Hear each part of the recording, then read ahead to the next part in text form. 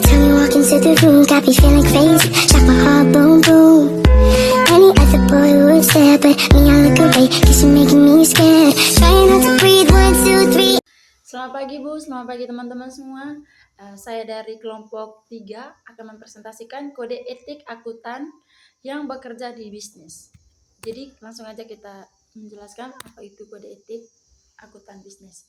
Jadi kode etik akuntan bisnis adalah seperangkat aturan dan prinsip moral yang harus ditaati oleh seorang akuntan dalam menjalankan profesinya untuk memastikan integritas, transparansi, objektif, dan profesionalisme dalam pelaporan keuangan dan pengambilan keputusan bisnis, serta menjaga kepercayaan publik dan reputasi profesi akuntansi. Jadi itu adalah pengertian dari kode etik akuntansi bisnis. Nah, tujuan dan fungsi kode etik ini adalah yang pertama itu menjaga kepercayaan publik. Nah, kode etik membantu memastikan akuntan bertindak demi kepentingan masyarakat terhadap profesi akuntan tetap terjaga. Nah, itu yang pertama. Dan yang kedua, menjamin kualitas jasa profesional. Nah, dengan mematuhi kode etik, memberikan jasa profesional yang kompeten dan handal. Dan yang ketiga, meningkatkan reputasi profesi. Dengan bertindak dengan sesuai kode etik, profesi akuntan dapat menjaga reputasi baik dan profesionalisme di mata publik. Nah, itu adalah tujuan dan fungsinya. Yang ketiga ada perilaku etik dan profesi akuntan di bisnis. Nah, perilaku etik dan profesi akuntan bisnis meliputi prinsip-prinsip dasar seperti integritas, objektivitas, kompetensi, dan kehati-hatian, kerahasiaan, perilaku profesional, tanggung jawab profesi, serta kepentingan publik. Nah, akuntan yang harus mematuhi prinsip-prinsip etika berikut dalam bisnisnya. Yang pertama tadi ada integritas. Nah, integritas bersikap jujur dan berterus terang dalam sebuah hubungan yang profesional dan bisnis.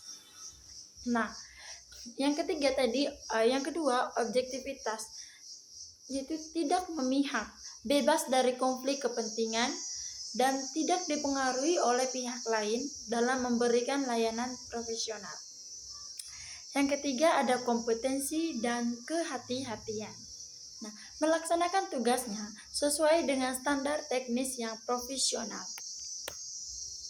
Dan kerahasiaan dan berikutnya adalah kerahasiaan. Nah, menjaga kerahasiaan informasi dari klien atau perusahaan tempat bekerja kecuali ada kewajiban atau hak hukum untuk mengungkapkannya.